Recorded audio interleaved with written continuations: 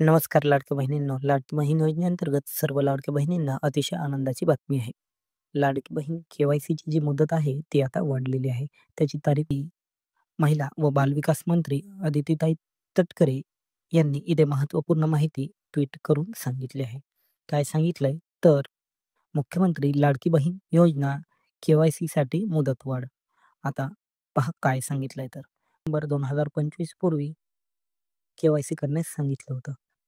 अशा सूचना देण्यात आल्या होत्या. म्हणजे 18 नोव्हेंबर ही तारीख शेवटची तारीख के-वाय-सीसाठी दिली होती. पण आता याची जी काही मुदत आहे, ती मुदतवाढ करण्यात आलेली आहे. आता काय सांगितलं आहे ते आपण बघूयात. काही दिवसापासून राज्यात अनेक ठिकाणी नैसर्गिक आपत्ती आणि इतर अडचणींमुळे मुख्यमंत्री लाडकी बहीण योजनेअंतर्गत अनेक पात्र भगिनींना ही के-वाय-सी प्रक्रिया वेळेत पूर्ण करता आली नाही. याची मला कल्पना आहे. या अडचणींची गांभीर्याने नोंद घेऊन राज्य सरकारने एक अत्यंत महत्त्वपूर्ण असा निर्णय घेतलेला आहे. लाडकी बहीण योजनेच्या ई-के-वाय-सी करण्याची मुदत आता 31 डिसेंबर 2025 पर्यंत वाढवलेली आहे. म्हणजे तुम्ही आता 31 डिसेंबरपर्यंत ही जी के-वाय-सी आहे ती करू शकता. 31 डिसेंबरपर्यंत निवांत आता सगळ्या लाडक्या बहिणींनी आपली के-वाय-सी पूर्ण करायची आहे.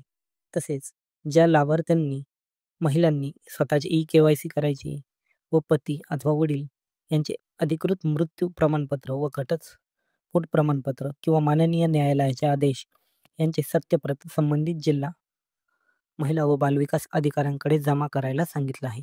म्हणजे ज्या लाडक्या बहिणी आहेत पहा, ज्या पात्र लाभार्थी ज्या ज्या महिलांचे वडील नाहीत किंवा पती नाहीत किंवा ज्यांचा घटस्फोट झालेला आहे, त्या लाभार्थी महिला स्वतःची ई-के-वाय-सी करावे व त्यांचे पती अथवा वडील यांचे अधिकृत मृत प्रमाणपत्र किंवा घटस्फोट प्रमाणपत्र किंवा माननीय न्यायालयाचे आदेश यांची सत्यप्रत संबंधित जिल्हाधिकारी जि जिल्ह्यातील महिला व बालविकास अधिकारी आहेत त्यांच्याकडे जमा करायला सांगितलं आहे. तसेच पोस्टरसुद्धा त्यांनी एक रिलीज केलं आहे. या पोस्टरमध्ये सुद्धा त्यांनी महत्त्वपूर्ण अशी माहिती दिली आहे.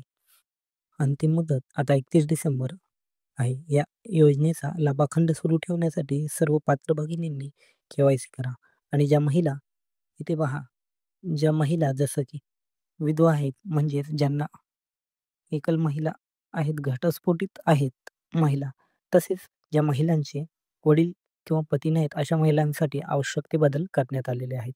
आता वेबसाईटवरती जर बदल झाला, तर आपल्या चॅनलवरती व्हिडिओ बनवला जाईल व अशाच नवनवीन पद्धतीने तुम्हाला माहिती शेअर करण्यात येईल.